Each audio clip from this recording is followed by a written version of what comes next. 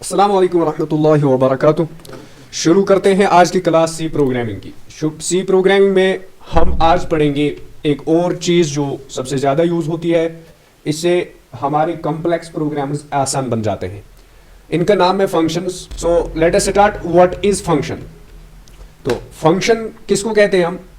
Function means a block of code which when created and executed performs a specific और a particular function. मतलब क्या है इसका मतलब ये होता है कि ये जो फंक्शन होती है ये एक स्पेसिफिक कोड होता है जो हम क्रिएट करते हैं और कॉल करते हैं, यानी फंक्शन की डिक्लेरेशन करते हैं एंड देन इसके अंदर आर्ग्यूमेंट्स दे देते हैं और फिर इसको कॉल करते हैं। तो ये एक पर्टिकुलर काम के लिए स्पेसिफिक किया जाता है, यानी एक स्पेसिफिक काम कराने के लिए इसको यूज किया जाता है। अब इसका फायदा क्या है? सबसे बड़ा फायदा इसका ये है कि it divides a complex program into small units और we can say small divisions. उससे क्या होता है, एक कॉम्प्लेक्स प्रॉब्लम को डिवाइड करने के बाद वो इजी टू अंडरस्टैंड होता है, यानी हम उसको इजीली अंडरस्टैंड भी कर सकते हैं, यानी किस चीज़ से क्या होता है, किस फंक्शन से क्या होता है। और दूसरी चीज़, it is easy to reuse, यानी फंक्शन जो होती है ये बहुत ही आसान होती है इस्तेमाल करना।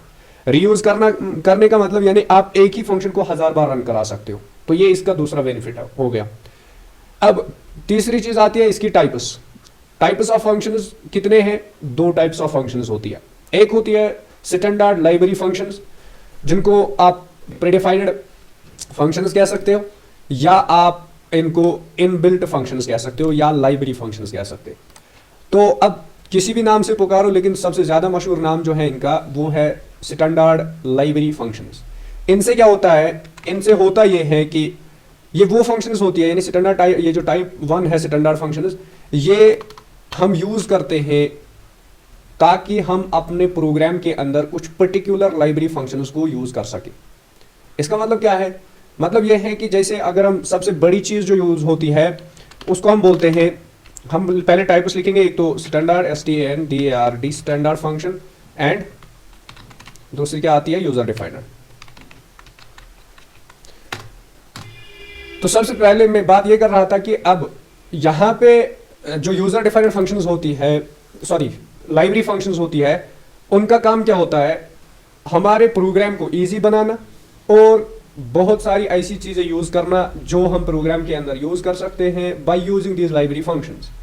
इनकी सबसे बड़ी मिसाल जो ये वाली है stereo.h, ये सबसे बड़ी चीज है क्योंकि हम इसको ऑलमोस्ट एवरी प्रोग्राम के अंदर यूज करते हैं। Why? Because this is used to print output and take input from the user. Programming के अंदर STDIO जो सी प्रोग्रामिंग के अंदर है, इसका मतलब होता है स्टैंडर्ड इनपुट आउटपुट। इंक्लूड का मतलब होता है, यानी लाइब्रेरी फंक्शन एक इंक्लूड कर दो जिसका नाम STDIO है .h। इसका मतलब क्या होता है? यानी स्टैंडर्ड इनपुट आउटपुट फंक्शन। इससे होता क्या है, जब भी हम ये प्रिंट एफ वगैरह या स्कैनएफ, ये दोनों इसी के जरिए रन होते हैं। इनपुट का मतलब होता है स्कैनएफ, यानी जब हम यूजर से इनपुट लेंगे तो वो स्कैनएफ के जरिए लेते हैं, स्कैनएफ एक फंक्शन है। और दूसरा आउटपुट जो है वो इसी प्रिंट एफ के जरिए से हम प्रिंट करा सकते हैं। समझ आ रही है बात? तो अब अगर ये फंक्शन ऊपर इंक्लूडेड नहीं होगी तो आप प्रिंट एफ और स्कैनएफ नहीं करा सकते, ना ही आप यूजर से वैल्यू ले सकते हो और ना ही आप उस किसी भी चीज को प्रिंट करा सकते हो। तो it means that this function is used, this library standard library function is used to print and scan the numbers और we can say the characters from the user. समझ आ रही है बात? इसी तरह बहुत सारी फंक्शंस ऐसी हैं जो हम इसके अंदर इंक्लूड करते हैं, और इंक्लूड करने के बाद हम नीचे जो है अपने कोडिंग के अंदर नई नई चीजें इंक्लूड कर सकते हैं। जैसे और एक फंक्शन है जो सबसे ज्यादा यूज होती है, उसको हम बोलते हैं #include math.h। सॉरी, क्या बोला मैंने? math.h। तो ये और एक फंक्शन है। इससे क्या होता है, मैथमेटिक्स के अंदर जो भी कॉम्प्लेक्स प्रोसीजर्स होते हैं, या हम बोल सकते हैं ये ऑपरेशंस होते हैं, वो हम इसी के साथ, जैसे कि स्क्वायर रूट, क्या बोला मैंने? Square root, SQRT, square root का शॉर्टकट यही है, ठीक है। तो ये स्क्वायर रूट जो फंक्शन है ये हम तभी यूज कर पाएंगे जब यहां पे math.h होगी। अगर math.h इंक्लूडेड नहीं होगी तो ये स्क्वायर रूट वाली जो फंक्शन है ये हम यूज ही नहीं कर सकते। समझ आ रही है बात? जिस तरह प्रिंटफ इसके बगैर नहीं हो सकता। तो कहने का मकसद क्या है कि ये चीज जो है, ये इन वाली चीजों को हम बोलते हैं लाइब्रेरी फंक्शंस, और इन चीजों को भी हम लाइब्रेरी फंक्शंस बोलते हैं। जैसे कि मेन जो यहाँ पे फंक्शन है, इसको नाम ही मेन फंक्शन है, इसका ये भी एक प्रीडिफाइंड या बिल्ट इन कह सकते हो, प्रीडिफाइंड लाइब्रेरी फंक्शन है, यानी जो यूजर क्रिएट नहीं करता है बाय डिफॉल्ट आपको प्रीडिफाइंड मिल जाती है। समझ आ रही है बात? तो इन्हीं को हम बोलते हैं प्रीडिफाइंड फंक्शंस, या आप बोल सकते हो स्टैंडर्ड लाइब्रेरी फंक्शंस। दूसरी चीज जो है, दूसरा जो टाइप है इसका, उसको हम बोलते हैं यूजर डिफाइनड। यूजर डिफाइनड, इसका मतलब क्या होता है? User defined, FUNCTIONS। User defined functions का मतलब क्या होता है? यानी वो फंक्शंस जो यूजर क्रिएट करता है, यानी यूजर डिफाइन करता है खुद के लिए अपनी जरूरत के मुताबिक। समझ आ रही है बात? तो उनको बोलते हैं हम यूजर डिफाइनड फंक्शंस। अब इनके ऊपर हम प्रोग्राम्स करते हैं और इनको देखते हैं कि ये कैसे यूज किए जाते हैं। सबसे पहले इनका सिंटैक्स देखते हैं। What is syntax of a function? जब भी आप कोई फंक्शन डिक्लेयर करोगे तो उसका सिंटैक्स क्या होता है? तो उसका सिंटैक्स इस तरह बन जाता है, सबसे पहले आप लिखोगे रिटर्न टाइप। क्या लिखोगे? रिटर्न टाइप का मतलब क्या होता है? यानी ये किस टाइप का डेटा रिटर्न करेगा। अभी मैंने void लिखा, void का मतलब होता है नल, यानी इसको कुछ भी रिटर्न नहीं करना है। समझ आ रही बात? Null. And then we have the function name. मैं यहाँ पे यही चीज लिखूंगा, return type, RETU, return type पहले आएगा ये, ठीक है, ये एक साथ में आएगा रिटर्न टाइप। दूसरी चीज जो इसके बाद आने वाली है, that is called function name.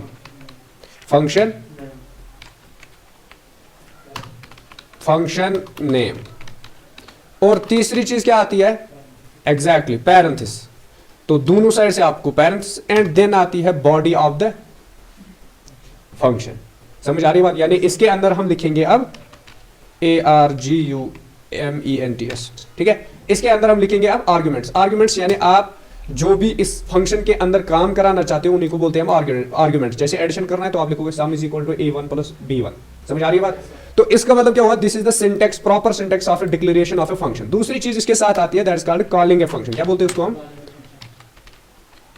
Calling a function या function calling, CALLING, calling a function.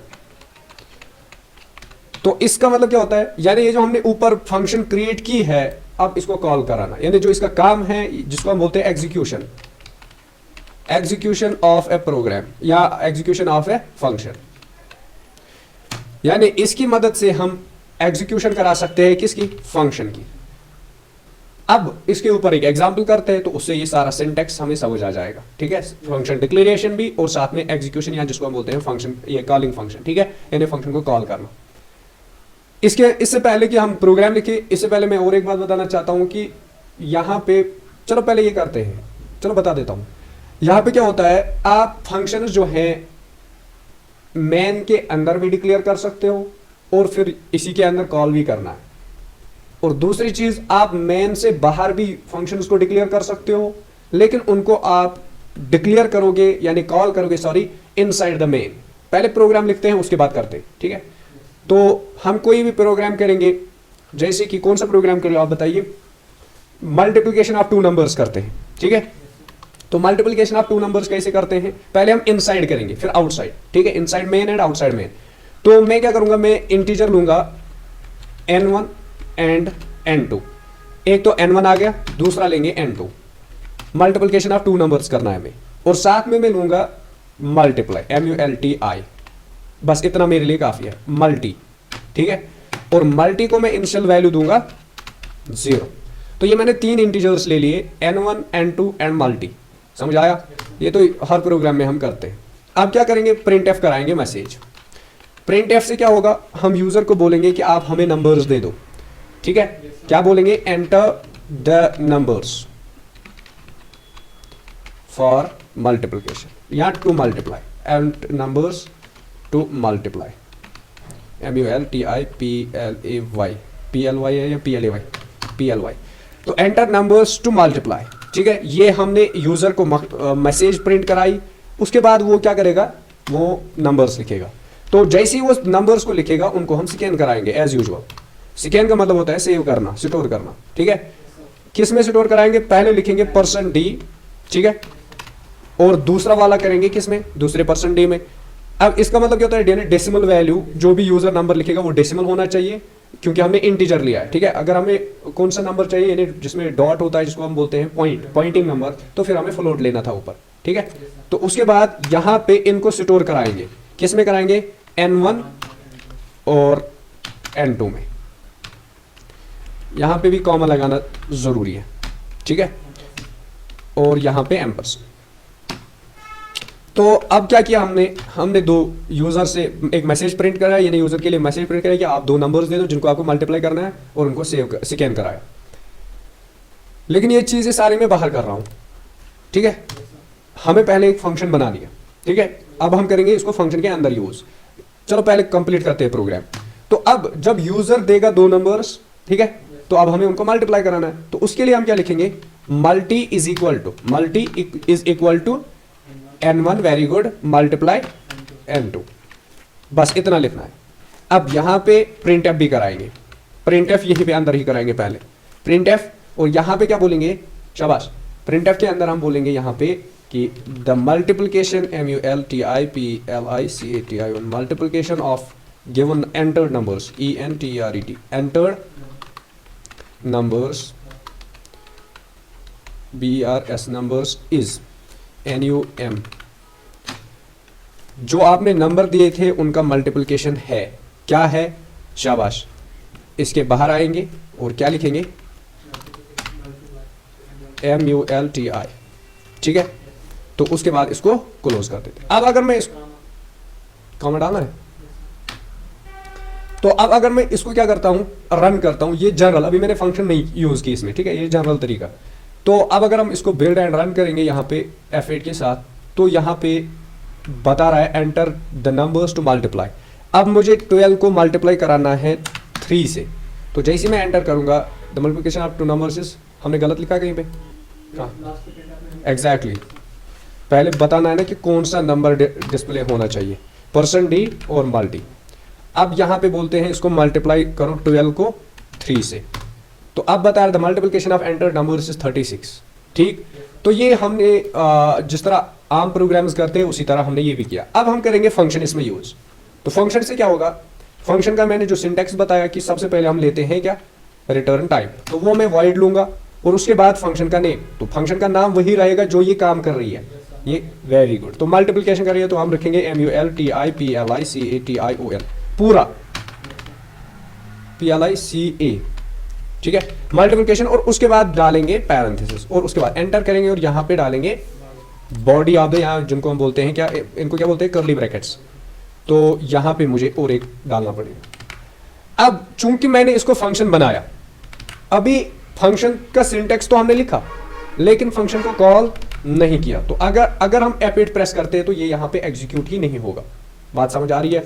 तो इसका मतलब क्या है कि फंक्शन अभी तक ये काम कर रही थी विदाउट यूजिंग फंक्शन, लेकिन जैसे हमने फंक्शन को, यानी एक फंक्शन यहाँ पे क्रिएट करा, यूजर डिफाइंड फंक्शन, अब देखो आप इसको रन करने से कोई फर्क ही नहीं पड़ रहा है, ये प्रोग्राम रन होता है लेकिन कुछ भी मैसेज वगैरह कुछ भी नहीं दिखाता। व्हाई, बिकॉज हमने इसको अभी कॉल ही नहीं किया।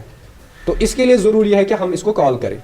कॉल करने का तरीका क्या है, आप सिंपली इसी फंक्शन का नाम लिखोगे जो आपने ऊपर लिखा होगा, मल्टीप्लिकेशन एंड देन पैरेंथेसिस, और यहां पे क्लोज कर देना। तो this is called calling of a function call. यहां पे हमने फंक्शन को कॉल किया और F8 प्रेस करेंगे। अब यहां पे आपको दिखा रहा है enter the numbers to multiply, हम वापस 12 कामा 36 3 लेंगे तो यहां पे रिजल्ट आएगा 36, जिस तरह पहले दिखा रहा था। तो अब यहां से हमने क्या समझा कि अगर आपने फंक्शन बनाई है और सब ठीक ठाक है लेकिन आपने डिक्लेरेशन नहीं की है, ये सॉरी कॉल नहीं किया है, तो कॉल ना करने की वजह से क्या होगा ये कि आपका प्रोग्राम एग्जीक्यूट होगा, लेकिन आपको जो भी ये काम कराना है, जैसे मल्टीप्लिकेशन कराना था, तो ये वो काम कुछ भी नहीं करेगा। समझ आ रही है बात। तो इट मींस दैट कि डिक्लेरेशन भी इंपॉर्टेंट है और कॉलिंग भी इंपॉर्टेंट है। अब इस कॉलिंग को हम क्या करते हैं, यहाँ पे कंट्रोल X करेंगे और इसको मेन के बाहर लेके जाएंगे। मेन से बाहर, है मेन फंक्शन जहां से body of the program start होती है। अब मैंने इस फंक्शन को कॉल किया है कहाँ, मेन के बाहर। अगर हम F8 प्रेस करते हैं ये तब भी नहीं चलेगी। क्यों? क्योंकि execution of the program starts from the main function, यहां से प्रोग्राम की एग्जीक्यूशन स्टार्ट होती है। समझ आया कुछ?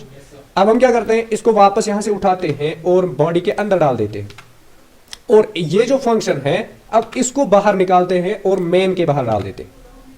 ठीक है, इसको मेन के बाहर। अब जब हम सेव करेंगे और यहां पे F8 प्रेस करेंगे, आप देखो ये एग्जीक्यूट होगा। वाई? एग्जैक्टली। अब यहाँ पे मैंने 8 लिखा और 8 को मल्टीप्लाई करेंगे 5 से विच इज इक्वल टू 40। तो यहाँ पे multiplication of enter numbers is 40, ये दिखा रहा है सही से। इसका मतलब क्या है कि अगर हमने फंक्शन क्रिएट या फंक्शन डिक्लेरेशन बाहर की है मेन के बाहर, लेकिन फंक्शन कॉल हमने मेन के अंदर किया है, तो क्या होगा, ये आपको अपना रिजल्ट दिखाएगा जिस तरह जो इसका काम है वो ये करेगा। वाई? बिकॉज जैसी कंपाइलर इसको एग्जीक्यूट करता है तो वो बॉडी के अंदर आ जाता है, बॉडी में देखता है डायरेक्टली यहाँ पे कॉल हुई है फंक्शन जिसका नाम मल्टीप्लिकेशन है, तो ये चेक करता है कि ये मल्टीप्लिकेशन कहाँ पे है। तो जैसे ही इसने ढूंढा कि ये मल्टीप्लिकेशन कहाँ है, बाहर मेन के बाहर, तो ये इसके अंदर आ गया मल्टीप्लिकेशन फंक्शन के अंदर। अब अंदर ये देख रहा है कि क्या हो रहा है, पहले इंटीजर्स 3 लिए हैं, फिर प्रिंट कराई मैसेज, तो ये प्रिंट मैसेज कर देता है। फिर हमने बोला कि इन दोनों को स्टोर करो, जो भी नंबर्स यूजर एंटर करेगा उनको स्टोर करो n1 एंड n2 में। फिर हमने बोला कि इसका मल्टीप्लिकेशन करो, यानी मल्टी जो ऊपर डिक्लेयर किया है multi is equal to n1 multiply n2, यानी जो n1 होगा नंबर 1 और नंबर 2 उनका आपस में मल्टीप्लाई करो, वो डाल दो मल्टी में। फिर उसी मल्टी को हमने प्रिंट एफ के जरिए यहाँ पे प्रिंट कराया। समझ आया? तो अब जब इसने ये चीजें देखी तो ये फिर हमें मल्टीप्लिकेशन करके दे देता है। समझ आया? अब इससे क्या होता है, इससे हमें पता ये चला कि अगर इनसाइड द मेन आप फंक्शन डिक्लेरेशन भी करते हो और फंक्शन कॉल भी करते हो इनसाइड द मेन, तो वो ठीक है, वो चल जाता है। लेकिन अगर आपने function declaration inside the main की है और फंक्शन कॉल आपने मेन के बाहर किया है, तो वो रिजल्ट नहीं दिखाएगा। तीसरी चीज, अब अगर आपने फंक्शन को डिक्लेयर बाहर किया है और फंक्शन को कॉल अंदर किया है यानी मेन के अंदर, तो ये वो करेगा। समझ आ रही है बात? तो ये तीनों चीजें इसमें जो है प्रूव हो गई। अब क्या करते हैं हम यहाँ पे, हम और एक फंक्शन क्रिएट करेंगे, उसको बोलेंगे हम division, DIVISION, division of 2 numbers. Dot यहाँ पे हटा दो, डिवीजन ऑफ 2 नंबर्स, 2 नंबर्स। वो कैसे करेंगे? शाबाश, पहले तो हम वॉइड लेंगे, ठीक, और उसके बाद क्या करेंगे? शाबाश, उसके बाद फंक्शन का नाम DIVISION, डिवीजन पूरा नाम लेंगे, और उसके बाद पैरेंथेसिस, है ना, उसके बाद फंक्शन की बॉडी। हाँ, अच्छा, डिवीजन DIVISION, ठीक है। चलो, तो अब हम आगे इसके अंदर बॉडी के अंदर, और यहां पे हम इसी चीज को कॉपी करेंगे, हमें दोबारा इसको हम इसको दोबारा नहीं लिखेंगे, ठीक है, टाइम बचाने के लिए। ये सारी चीजें YC की YC रहेंगी, हमें बस यहाँ पे कंट्रोल V करना है। तो इससे क्या होगा, अब हम यहाँ पे डिवीजन के अंदर इंट n1 n2, और यहाँ पे क्या लिखेंगे, यहाँ पे लिखेंगे DIVI, ठीक है। तो इतना लेंगे, then print F enter numbers two, यहाँ पे लिखेंगे फॉर मल्टीप्लिकेशन, डिवीजन, हाँ, DIVISION, क्या हुआ इसको, नंबर्स फॉर डिवीजन। अब ये 2 नंबर्स लेगा, उनको स्टोर करेंगे यहाँ पे, और यहाँ पे क्या बोलेंगे, DIVI is equal to n1 plus n2, divide by. तो इससे क्या होगा, यहाँ पे देख लो, पहले अगर आपने ऊपर DIVI कैपिटल D लिखा है तो नीचे भी D कैपिटल लिखना होगा। अब अगर आप स्मॉल d लिखोगे तो ये वर्क ही नहीं करेगा। समझ आ रही है बात? अब नीचे हम आ जाते हैं इस मेन के अंदर, और मेन के अंदर डिवीजन को कॉल करते हैं DIVISION, डिवीजन, और क्लोज कर देते हैं। इससे क्या होगा, अब प्रोग्राम को पहले एग्जीक्यूट करते हैं, जैसे हम F8 प्रेस करते हैं तो ये यहीं पे एरर दिखा रहा है। व्हाई? बिकॉज यहाँ पे ऊपर D कैपिटल है और नीचे हमने स्मॉल लिखा है, तो इसको कैपिटल बना देते हैं और F8 प्रेस करते हैं। एग्जैक्टली, हमने यहाँ पे प्रिंट किया है मल्टी, जबकि हमें करना है DV, ठीक है। अब देखते हैं, अब फिर से एरर, वाई, ये किसका है, अब हो रहा है, enter numbers to multiply 12 and 3, that is equal to the multiplication enter numbers is 36, और साथ में ये और भी कुछ दिखा रहा है यहाँ पे, आगे क्यों नहीं जा रहा है, the division, enter the numbers for division 12,3 इसने बाय डिफॉल्ट स्टोर किया। अब एंटर करते हैं तो यहाँ पे 4 रिजल्ट आएगा, यानी जिन 2 नंबर्स का हमने यहाँ पे मल्टीप्लाई किया उन्हीं 2 का यहाँ पे डिवीजन भी हो गया। क्यों हुआ ये आप बताओगे? शाबाश, क्योंकि we have taken both same types of integers for both the functions. यहाँ पे भी n1 है, यहाँ पे भी n1, यहाँ पे भी n1 है, यहाँ पे n1, यहाँ पे n2, यहाँ पे n2। तो let us do one thing, we will change the variables, ठीक है, जो भी हमने इंटीजर्स लिए हैं इनको चेंज करते हैं। यहाँ पे हम n2 की जगह n3 लेंगे और यहाँ पे n2 की जगह n4, ठीक है। और सेम यहाँ पे भी करना पड़ेगा, यहाँ पे n3 और n4, लास्ट में भी यहाँ पे डिवीजन में भी n3 एंड n4, ठीक है। अब देखते हैं क्या हो रहा है। यहाँ पे F8 प्रेस करेंगे, पहले लिखेंगे 12 कामा 3 वापस 36, और अभी डिवीजन के लिए बता रहा है enter the numbers for division, ठीक है। तो अब यहाँ पे अलग दो नंबर्स का डिवीजन करेंगे हम। 36 को डिवाइड कराएंगे 12 से, the multiplication of enter numbers is 3। आया समझ? तो अब क्या हुआ, यहाँ पे अब हमने स्लैश एन यूज नहीं किया, तो दैट्स वाई ये एक ही लाइन में आ रहे हैं। इस वाले में करेंगे स्लैश एन, मल्टीप्लाई के लिए 12 कामा 6, तो 72 आ गया। Enter the numbers for division, अब डिवीजन के लिए लेंगे 36 डिवाइड बाई 6, तो 6 के साथ 36, तो यहाँ पे रिजल्ट आया 6। समझ आया आप? तो इस तरीके से हमने क्या सीखा कि अगर हम सेम नंबर के इंटीजर ले लेते हैं तो क्या होता है, यहाँ पे जो नंबर ऑलरेडी n1 के अंदर स्टोर है, ये यहाँ पे भी उसी नंबर को क्या डिवीजन कराता था। समझ आ रही बात? इसलिए हमने ऊपर इंटीजर्स दूसरे लिए, तो उसकी वजह से क्या हुआ, अब अलग अलग हो रहा है। अब जो मैंने तीसरा फायदा इसका बताया था, वो एक तो आपको इसमें सबसे बड़ा फायदा क्या मिला कि एक कॉम्प्लेक्स प्रोग्राम को हमने स्मॉल पार्ट्स में डिवाइड किया। हमें मल्टीप्लिकेशन और डिवीजन करना था एक ही प्रोग्राम के अंदर, तो हमने मल्टीप्लिकेशन को अलग एक फंक्शन बना दी और डिवीजन के अलग फंक्शन बना दी। हो गया एक फायदा। दूसरा, ये इजी टू अंडरस्टैंड है ना। इजी टू अंडरस्टैंड का मतलब क्या है कि हम इसको इजीली समझ सकते हैं कि यहां से लेकर यहां तक मल्टीप्लिकेशन हो रहा है और यहां से यहां तक डिवीजन हो रहा है। अब तीसरा जो फायदा बताया मैंने कि it is easy to reuse, हम इसको रीयूज कर सकते हैं बार बार। तो हम क्या करेंगे, यहां पे फिर से मल्टीप्लिकेशन को कॉल करेंगे, मल्टीप्लिकेशन को फिर से कॉल करेंगे और दोबारा इसको जो भी वैल्यूज हम देने वाले हैं वो दे देते हैं। समझ आया? तो ये मल्टीप्लिकेशन, उसके बाद फिर से डिवीजन को लेंगे, तो डिवीजन को कॉल करते हैं यहां पे दोबारा। अब सेव करते हैं और F8 प्रेस करते हैं, लेकिन हमें डिवीजन में भी स्लैश एन प्रेस करना था। चलो कोई बात नहीं, पहले इनका करते हैं। 12 कामा 5, 12 इंटू 5 कितने हुए, 60 हो गया इनका मल्टीप्लिकेशन। अब enter the numbers for division, अब हम लेंगे 90 को डिवाइड कराएंगे 10 से, तो हो गया इनका डिवीजन, 10 9 are 90।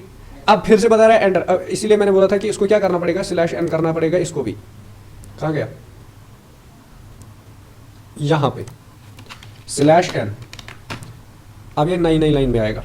तो 12 एंड 6 72, दूसरा लेंगे डिवीजन के लिए 88 डिवाइड बाई 6, तो इसका पूरा नहीं होगा मेरे ख्याल से, तो फिर भी ये 14 दिखाएगा, ठीक है, क्योंकि ये डेसिमल हमने इंटीजर्स लिए हैं, तो ये फुल वैल्यू ले रहा है, ठीक है, जो मेन वैल्यू होता है वही दिखाएगा। तीसरी चीज आती है एंटर, अब देखो फिर से आ गया एंटर नंबर्स टू मल्टीप्लाई। अब हम वापस मल्टीप्लाई कराएंगे इसको 8 से, 12 को 8 से, तो दैट इज 96, ठीक है। वापस डिवीजन कराएंगे 65 इसका कराएंगे डिवाइड बाई 2, तो ये इसका डिवीजन आएगा। तो इस तरीके से हमने क्या सीखा कि एक ही बार में हमने, अब देखो फंक्शन तो वही है, हमने दोबारा कोड लिखा नहीं, हमने दोबारा इसको कॉल किया। अब आप इनको 1000 बार भी कॉल करोगे ना तो ये 1000 बार एग्जीक्यूट हो जाएगी। समझ आ रही बात? कोड हमने उतना ही लिखा, आप देखो उतना ही कोड है, वही दो, मल्टीप्लिकेशन के लिए डिवीजन के लिए। अब जितनी बार भी हम इसको कॉल करेंगे उतनी बार ये आता चला जाएगा। समझ आ रही है बात? तो इट मीन्स दैट कि we can reuse the code या we can reuse the functions easily. और यहाँ पे आप जो है, जिस तरह हमने यहाँ पे वॉइड लिया था, इस तरह इंटीजर ले सकते हो, कैरेक्टर ले सकते हो, डिपेंडिंग अपॉन द फंक्शन, यानी आप क्या काम कराना चाहते हो। क्योंकि फंक्शन की डेफिनेशन ही यही है, ए ब्लॉक ऑफ कोड, इसको कहते हैं ब्लॉक ऑफ कोड, यानी यहां से लेकर यहां तक ये एक ब्लॉक है, ठीक है, block of code to perform a specific task, ठीक है, regarding what you want to do. अब क्या करना है आपको एडिशन कराना है या मैथमेटिकल कराना है या जो है कैरेक्टरिस्टिक कराना है, यानी जिसको हम बोलते हैं कैरेक्टर्स ABCD में कराना है, तो वो चीजें आप यहाँ पे करोगे। आगे जब हम एरेज वगैरह पढ़ेंगे तो एरेज के अंदर जब हम फंक्शंस यूज करेंगे तो उसमें आपको बहुत ही अच्छे तरीके से ये समझ आ जाएगा। समझ आ रही है बात? तो यहाँ तक समझ आया? तो इसके ऊपर आप कोई भी यानी जिस तरह पिछले प्रोग्राम्स हमने किए थे, आप उन प्रोग्राम्स को फिर से करोगे, ठीक है, और उनको एक फंक्शन में डालोगे, फिर नीचे यहाँ पे कॉल करोगे। समझ आ रही है बात? या अंदर ही मेन के अंदर ही आप इनको भी डिक्लेयर करोगे। तो इससे आज हमने सीखा कि हम फंक्शंस को कैसे यूज़ करते हैं, इनकी डिक्लेरेशन और इनको कॉल करना, ये सारी चीज़ें आज की क्लास में हमने पढ़ी। तो इंशाल्लाह आगे की क्लास में अब इसके जो हैं जो types of user defined functions हैं वो हम इंशाल्लाह नेक्स्ट क्लास में पढ़ते हैं। अब इसके 4 टाइप्स है, तो उनको हम इंशाल्लाह नेक्स्ट क्लास में पढ़ेंगे और उसके साथ आगे चलते हैं। ठीक है, तो मिलते हैं इंशाल्लाह नेक्स्ट क्लास में, तब तक के लिए अल्लाह हाफ़िज़।